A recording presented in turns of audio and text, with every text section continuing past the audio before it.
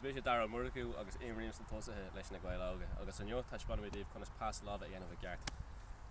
Mar sin tosaíonn sé líráid iad an lámh clé, well má úsáid go an lámh eis sin úsáid. An lámh seo ní bugann sé a chur bit agus tá tú buail an líráid. Dúspáir tá tú gur dhéanamh foidim do bhéir as an malach.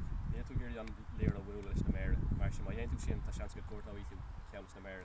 So bug as an malach iad, tá tú buail an líráid le bar na buise an chuide an bus sin a bhúil an líráid. Agus tú a dhéanamh freisin.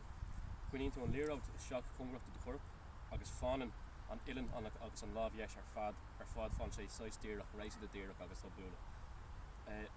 Piúcann tú an spruc agus nar tá an spruc piúcha a rís ní bhugan an lá seo a chur a bit.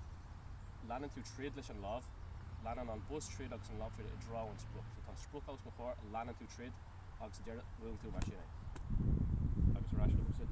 Nar tá sin clochta agatsa agus nar tá tú i dtaithí ar sin déanais cúpla ceann. Agus den cinnt an dá lámh a úsáid. Tá áiltí sa cluthe nach féipáin an lámh eis úsáid a gána, so tá tú an dá lámh a úsáid.